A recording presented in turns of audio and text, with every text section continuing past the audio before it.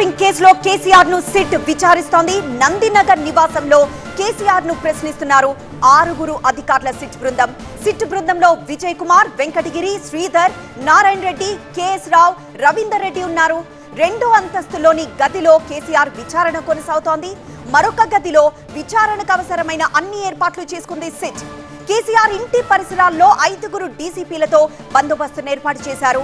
4 గంటల భద్రతా ఏర్పాట్లు చేశారు పోలీసులు. ఇక క్యాన్సర్ హాస్పిటల్ నుంచి కేసీఆర్ నివాసం వైపు బ్యారికేడ్లు ఏర్పాటు చేశారు. కేసీఆర్ ఇంటి పరిసరాల్లో 5 డీసీపీలతో బందోబస్తు ఏర్పాటు చేశారు.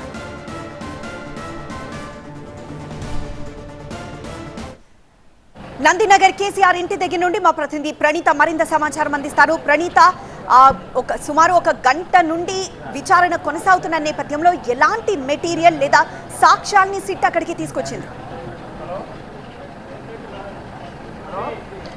సో గతంలో ఏదైతే ఈ కేసులో అరెస్ట్ అయినటువంటి పోలీస్ ఆఫీసర్స్ కావచ్చు, రిమైనింగ్ అక్యూజ్డ్ కావచ్చు, వాళ్ళు ఇచ్చినటువంటి స్టేట్మెంట్స్ని ముందరపెట్టి కేసీఆర్ని సిట్ అధికారులు ప్రశ్నిస్తున్నారు.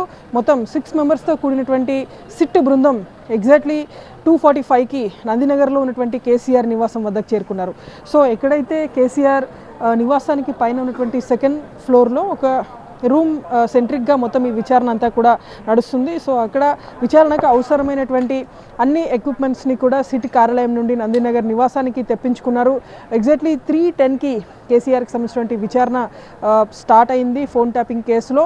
సో ప్రజెంట్ ముందుగా ఏదైతే సిట్ ఒక క్వశ్చనైర్ అనుకుందో, సో ఆ క్వశ్చనైర్ని కేసీఆర్ ముందు ఉంచి ఆయన నుండి స్టేట్మెంట్ తీసుకున్నటువంటి పరిస్థితులు ఉన్నాయి. సో ఇది నందినగర్ నివాసం లోపల ఉన్నటువంటి సిచ్యువేషన్. సో బయట ఒకసారి పరిస్థితులు చూస్తే చాలా రోడ్స్ ఏదైతే నందినగర్ నివాసానికి వచ్చేటువంటి రోడ్లు ఏవైతే ఉన్నాయో ఆ రోడ్ను అన్నింటినీ కూడా సిట్ పోలీసులు బ్లాక్ చేసేశారు.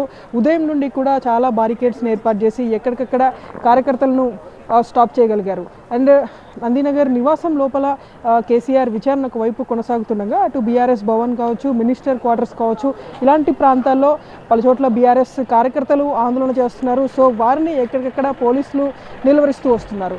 సో ఇటువైపు నందినగర్ నివాసం వైపు మాత్రం ఏ ఒక్క కార్యకర్తను కూడా రాకుండా నలుదిక్కులో కూడా పోలీసులు కట్టడి చేయగలుగుతున్నారు. సో ఎక్కడికక్కడ బ్యారికేడ్స్ని ఏర్పాటు చేసినటువంటి దృశ్యాలు చూస్తున్నాం. సో ఇది నందినగర్కి లెఫ్ట్ సైడ్ ఉన్నటువంటి పరిస్థితి. అండ్ రైట్ సైడ్ కూడా అటువైపు క్యాన్సర్ హాస్పిటల్ వెనకల వైపు ఉన్నటువంటి రోడ్డు చూస్తే దాన్ని కూడా కంప్లీట్గా పోలీసులు ఆధీనంలోకి తీసుకున్నారు.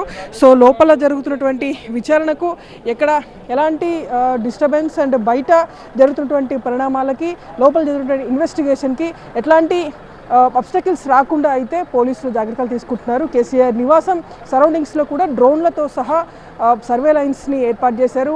ఎక్కడైనా సరే సరౌండింగ్స్లో ఎక్కడైనా ఎక్కువ సంఖ్యలో జన సమూహం ఉంటే ఇమీడియట్లీ పోలీసులు అక్కడికి వెళ్ళి అక్కడ సిచ్యువేషన్ని సెటరేట్ చేసినటువంటి సిచ్యువేషన్ అయితే ఉంది.